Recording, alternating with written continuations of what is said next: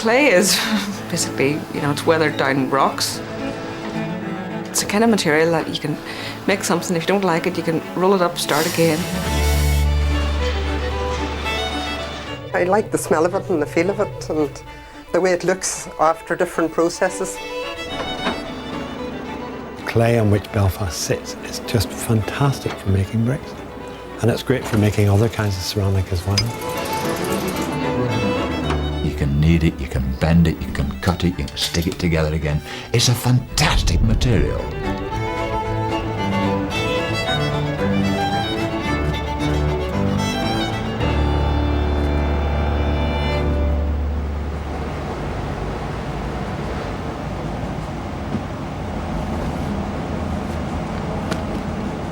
According to my mother, I've always been in about sand pits and things like that, so I think as a child I probably always made things.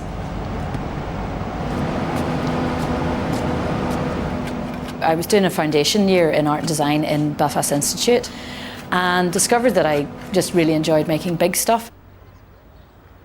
Doing panels and sort of relief carving into panels.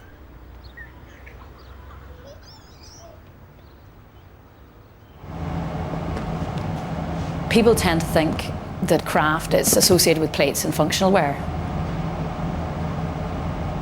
I don't really take umbrage at being described as a crafts worker, because at the end of the day, what you're doing is you're working using a skill. Whether you're a wood carver, a stone carver, or a sculptor in bronze, you're still involving craft as in craftsmanship.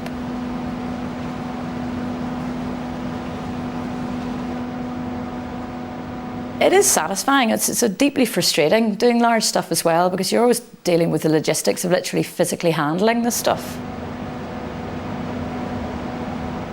You're always heaving tons of clay around, literally, on occasion, and it sometimes seems that it's more of a chore than an art form.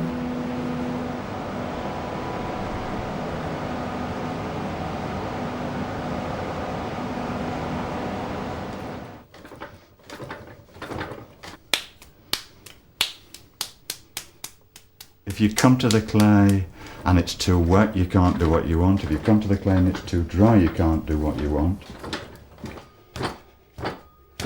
It's like a kind of child. You're always in attendance with that child. I'm always watching the state of drying of the clay. I don't know exactly what it's going to be, but I can see in my mind the nature of the piece I'm actually trying to make.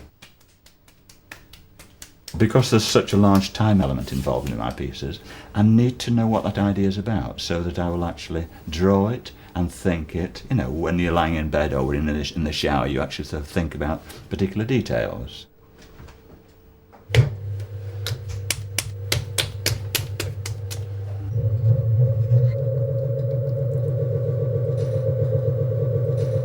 I enjoy having the free time to fulfill my passion, which is to play around with clay and make things, and particularly to make things which are, well, occasionally utilitarian.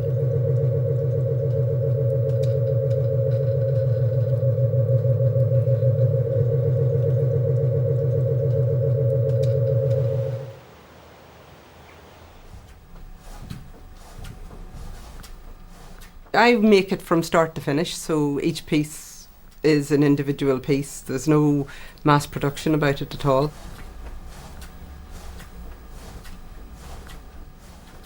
With painting, your canvas is there. With ceramics, you make the canvas, you make everything from this malleable material. It's the possibilities are endless.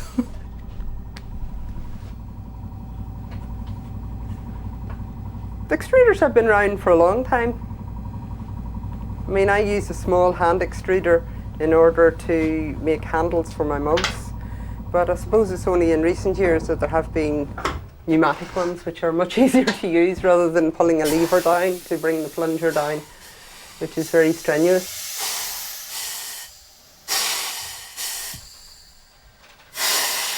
This pneumatic extruder enables me to make bigger pieces.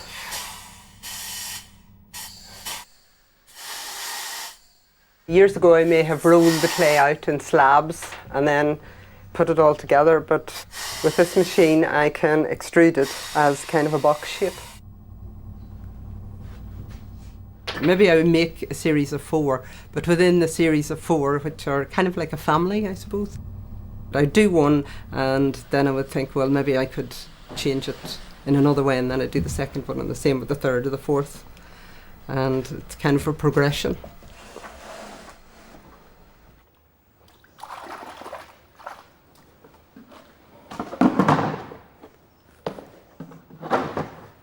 This type of clay is earthstone. It's a white fine clay. So it's mixed with water, and then we'll mix paper pulp into it. Craft used to be, or maybe 100 years ago, they were making flower pots or making cups, and they were making them cheaply because that was probably the plastic of those days. You know, they were meant to be thrown away probably after you'd broken them, but I think nowadays, you know, there's so much stuff coming in from different parts of the world where they make it cheaper, so we really have to think about maybe making art pieces, making more one-off pieces.